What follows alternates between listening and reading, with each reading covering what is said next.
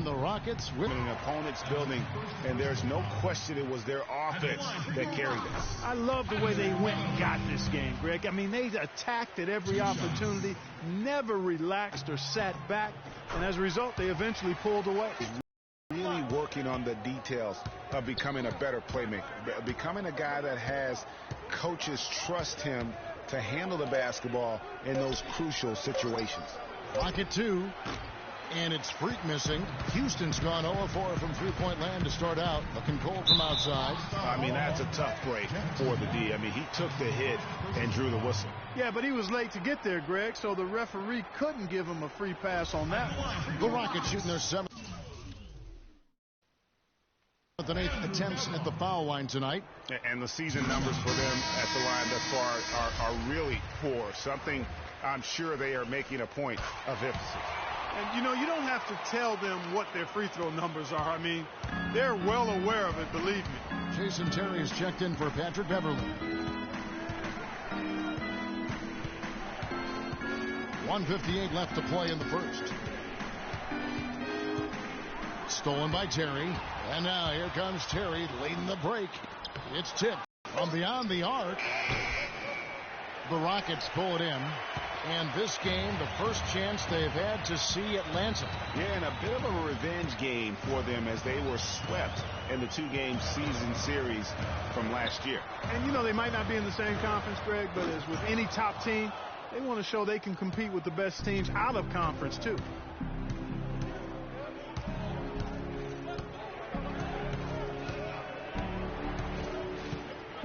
.55 seconds left to play in the first. And stolen by Ariza. Terry outside. Lets it fly. Will not go. This is off the front iron. If they time it right, they can end this quarter with a 2-for-1. And that's how you want to end the quarter. And 2 shots coming up at the line as he gets fouled on the shot. Certainly the biggest surprise last year, Clark, was to play the Atlanta Hawks. You would have picked them to win the East at the start of the season. Well, they did it, and they earned it. The Hawks didn't have any superstars on their roster, but they won with solid team play. Smith checked in for the Rockets. And for the Hawks, they did end up with 4 All-Stars last season. As you said, it was all about how they worked together as a team. That gives them the lead. Ariza's got 5. You know, the defense has got to do a much better job of fighting over those screens. And, Greg, especially when the ball is in his hands. I mean, come on now. You know he doesn't miss too many open looks like that. 16 seconds left to play here in the first. Here's Godalock. He averages a bit over 6 points a game. Shot by Terry, no good. Freak. The shot, no good.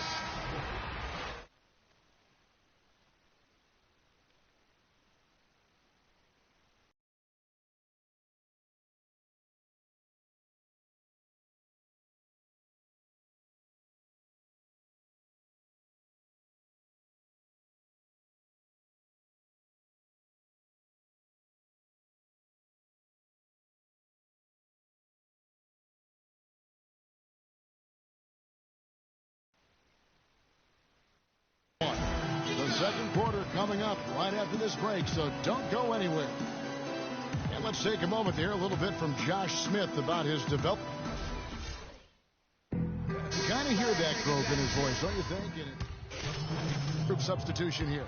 Capella's checked in. Montejunas comes in for Josh Smith. Trevor Ariza's checked in for Michael Beasley. And it's Terry in for Patrick Beverly. Harden and Ariza filling out the perimeter. Then there's Terry. Then there's Montejunas. And it's Capella in at the 5 down low. So that's who's on the floor for the Rockets. And let's catch up with our sideline reporter, Doris Burke. Doris, over to you. Well, Kev, Freak in the last matchup against the Pacers made some terrific plays. He finished with 8 points and was in the zone as a shooter, lighting it up from both the foul line and the field.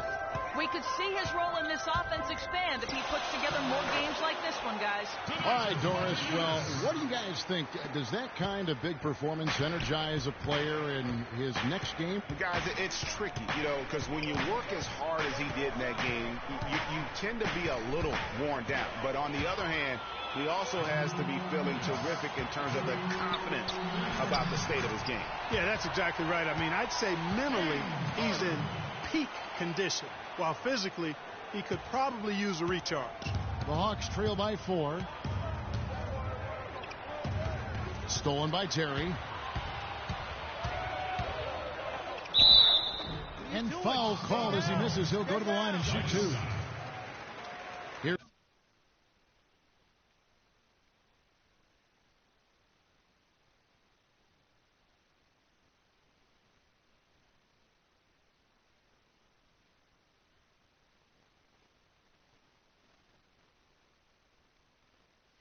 Here's a peek now at the 2K leaderboard. This year, these teams have made the most of their offensive rebounds. In second, the Rockets. And just having a terrific year on the offensive glass, it's because everybody buys in. Not just the big men, but even the guards are getting in on the act. The Rockets making a switch here. Goudlock is checked in. Well, looking back on last season, you didn't know where the Rockets would end up in terms of seeding in the playoffs. Ended up with the 2 seed because they won the Southwest Division. And as it turned out, everything worked out very well for them. It really did, and had a divisional matchup in that first round against the Mavs. But the Rockets took care of business in that series and would advance. The Hawks trail by 5.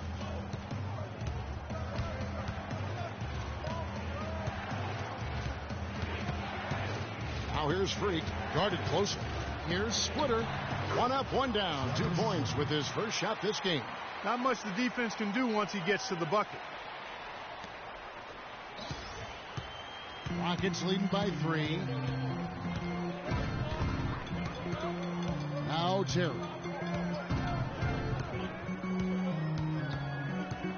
There's 47 seconds left to play here in the half. Montiunas passes to Terry. 5 on the clock.